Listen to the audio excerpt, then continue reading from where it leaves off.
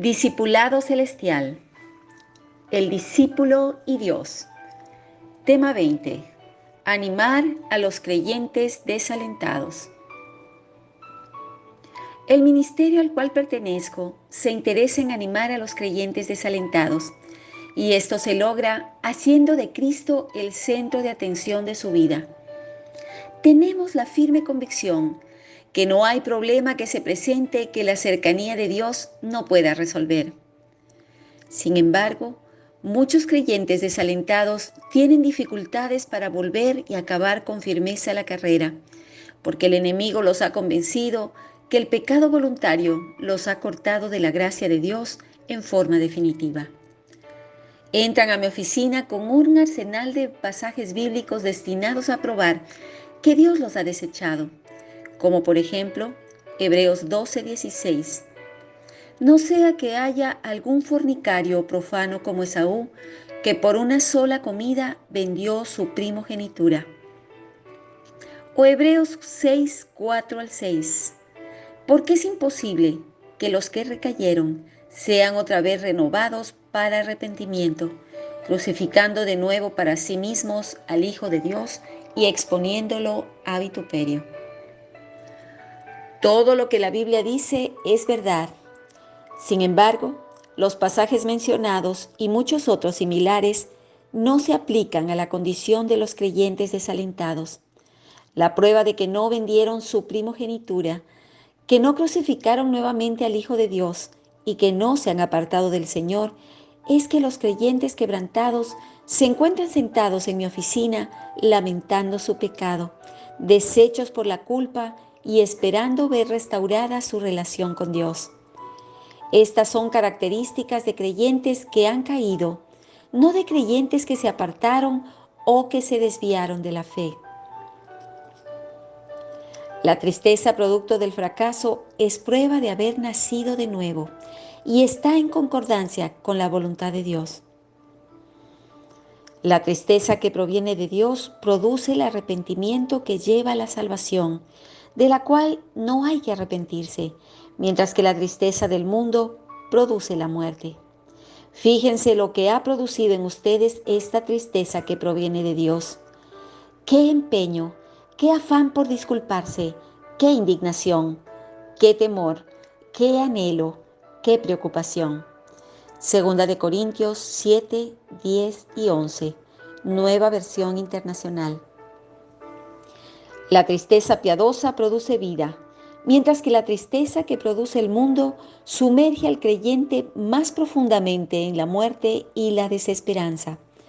Observe que Salmos 42:11 dice: ¿Por qué te abates, oh alma mía, y por qué te turbas dentro de mí? Espera en Dios, porque aún he de alabarle, salvación mía y Dios mío. ¿Por qué un creyente, a pesar de contar con el perdón prometido en el nombre de Jesús, continuaría deprimido y rechazando el perdón simplemente por una cuestión de emociones? El argumento es que no se siente perdonado, cerca de Dios ni aceptado por Él. El fracaso seguido de depresión y de una actitud de negarse a aceptar el perdón revela dos problemas fundamentales. El primero de ellos es la justicia propia, que es la raíz de la injusticia, esto es condición de injustos, la manifestación de la confianza en nuestras propias capacidades. Dios no se sorprende cuando los justos, en su propia opinión, pecan. En realidad, los únicos sorprendidos son ellos.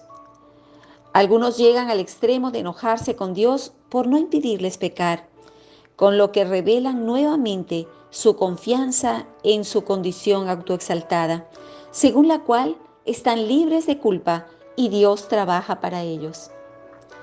Viven sobre la base de una supuesta fortaleza, no de su debilidad, debido a que dan por sentado arrogantemente que pueden incursionar en la tentación y salir ilesos. Vemos que los justos en su propia opinión examinan el sencillo plan de Dios y acaban optando por sus minuciosamente elaboradas estrategias propias para su liberación, para enfrentar la vida, para vivir con su cónyuge, para criar a sus hijos y para trabajar con otros.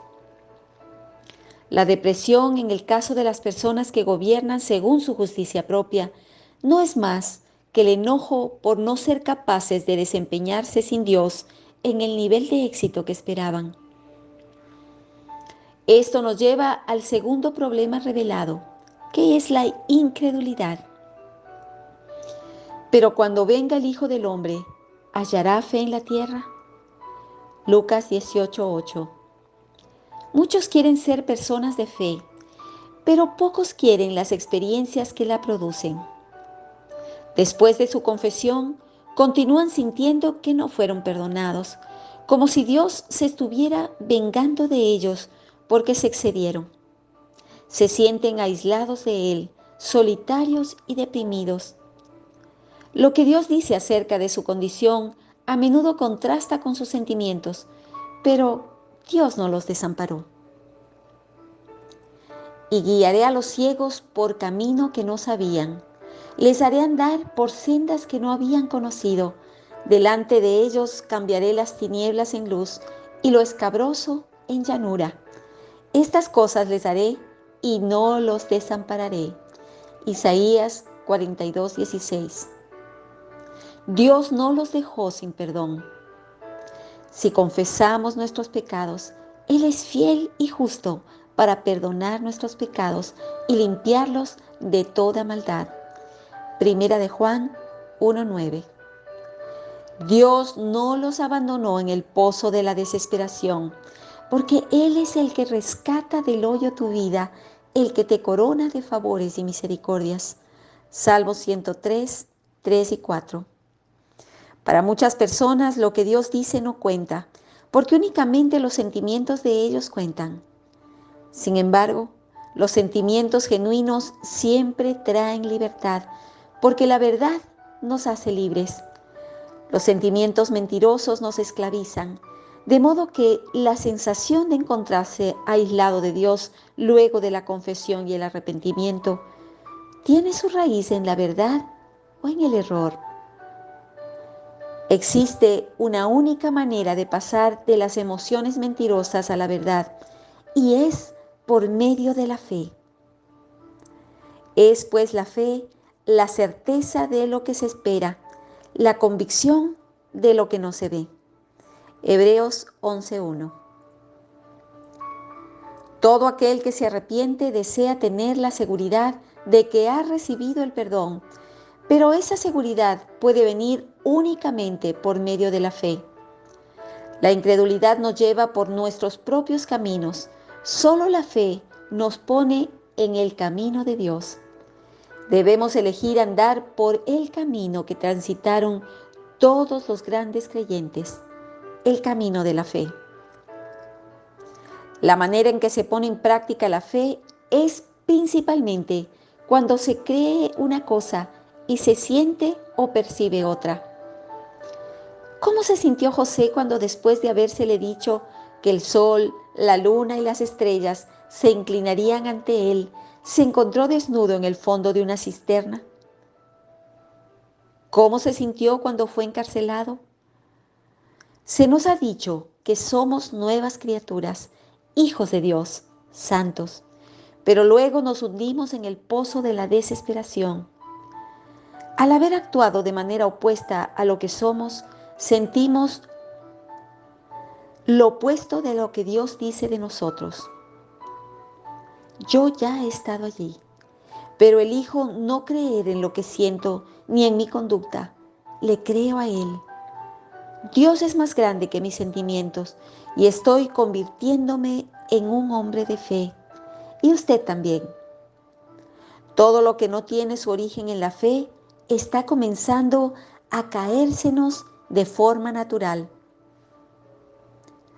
Recuerdo mi conversación con un matrimonio que había reprendido a su hijo por algunas de sus actividades y actitudes.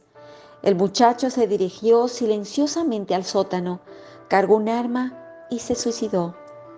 Los padres estaban deshechos.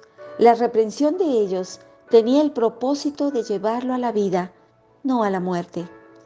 ¿Puede usted imaginarse estar en el lugar de estos padres después de semejante tragedia?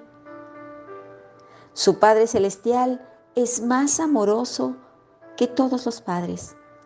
Cuando Él señala un pecado, el resultado final deseado no es la muerte, la culpa, el retraimiento ni la depresión.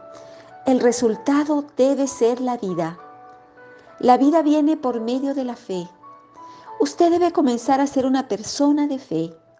Analice sus sentimientos y la esclavitud que producen. Luego, analice lo que Dios dice y cuando sus emociones comiencen a moverse fácilmente en dirección a lo que se les ha permitido por tanto tiempo llamar mi hogar, hacia la esclavitud, simplemente diga, no iré allí, punto. Aunque nunca sienta lo que es cierto, igual creeré. No puedo confiar en una mentira, de modo que debo confiar en Dios. Al hacer esto, usted admite su debilidad y abraza la fe, lo cual Dios deseó todo el tiempo que fuera el resultado de su fracaso. Vida y no muerte.